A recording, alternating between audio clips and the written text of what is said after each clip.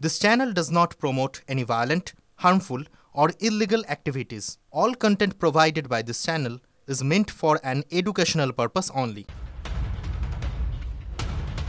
आज जल्पना नय बांग्ला एसआईआर होच्छे बांग्लाय शुरू होच्छे एसआईआर ইতিমধ্যেই রাজ্য সরকারকে চিঠি দিয়ে জানিয়েছে কমিশন জ্যোতির্ময় কর্মকার রয়েছেন আমাদের সঙ্গে জ্যোতির্ময় এসআইআর যে এ রাজ্যে হচ্ছে অর্থাৎ বাংলায় যে হচ্ছে সেটা কিভাবে সামনে এলো আর কবে থেকে হচ্ছে কি ডিটেইলস জানা যাচ্ছে স্বাধীনতা দিবস উপলক্ষে থাকছে বিশেষ অফার আদি ঢাকেশ্বরী বস্ত্রালয় গড়িয়াহাট ট্রায়াঙ্গুলার পার্ক। দেখো রাজ্য সরকারের তরফ থেকে আজকে আইনজীবী গোপাল শঙ্কর নারায়ণন তিনি জানিয়েছেন সুপ্রিম কোর্টে যে পশ্চিমবঙ্গ সরকারকে ইতিমধ্যেই চিঠি দিয়ে জাতীয় নির্বাচন কমিশন জানিয়ে দিয়েছে 8ই আগস্ট এই চিঠি এসছে যে রাজ্যে এসআইআর শুরু করার প্রক্রিয়া শুরু করতে চলেছে জাতীয় নির্বাচন কমিশন এবং এক্ষেত্রে যেটা সবথেকে গুরুত্বপূর্ণ বিষয় আজকে বিচারপতি সূর্যকান্ত বলেন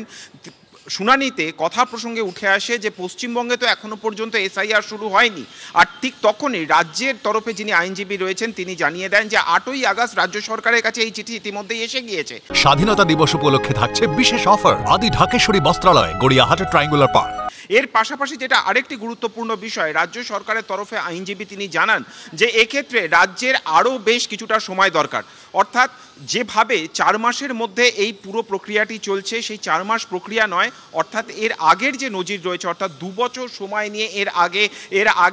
আগে 2 বছর সময় নিয়ে যেভাবে কমিশন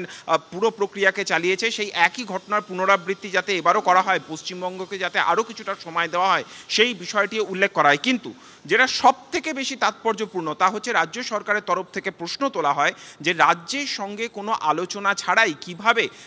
এইখানে এই প্রক্রিয়া অর্থাৎ এসআইআর এর প্রক্রিয়া শুরু করতে চলেছে কমিশন সেই বিষয়টি নিয়ে আজকে গোপাল শঙ্কর নারায়ণন আইনজীবী তিনি প্রশ্ন তোলেন কিন্তু পুরো বিষয়টি এখনো পর্যন্ত যেহেতু শুনানির মধ্যে রয়েছে এখনো পর্যন্ত সুপ্রিম কোর্ট এই বিষয়ে কিছু জানায়নি কিন্তু আমরা জানি যে ইতিমধ্যেই একটি মামলা ফাইল করা হয়েছে তৃণমূল কংগ্রেসের তরফ থেকে যে মামলা ডেরেক ওব্রায়ানের নামে ফাইল হয়েছে কল্যাণ বন্দ্যোপাধ্যায় সহায়তা করছেন এবং রাজ্য সরকারও ইতিমধ্যে মামলা ফাইল করেছেন এই মামলায় তারা পার্ট স্বাভাবিকভাবেই সুপ্রিম কোর্ট এক্ষেত্রে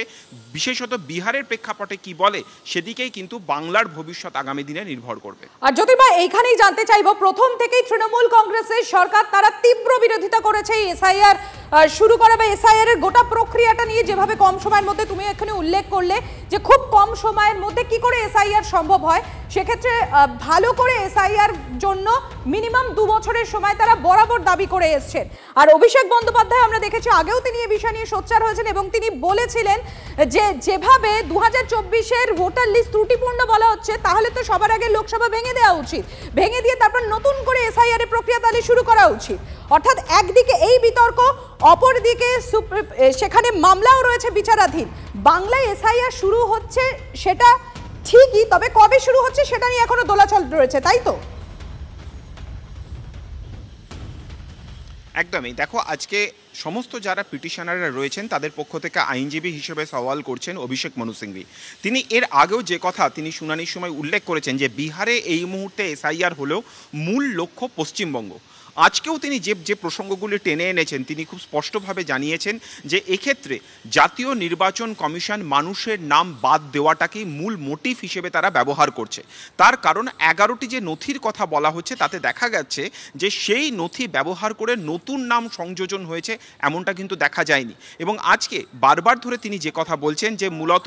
নাম বাদ দেওয়া গিয়ে হয়েছে এমন সংখ্যাটাই কিন্তু ব্যাপক অর্থাৎ এক্ষেত্রে পশ্চিমবঙ্গ যে তারই পুনরাবৃত্তি হবে সেই আশঙ্কার কথাই কিন্তু আজকে অভিষেক মনু সিংভি তিনি তুলে ধরেছেন। ধন্যবাদ জ্যোতির্ময় নজর থাকবে আমাদেরও।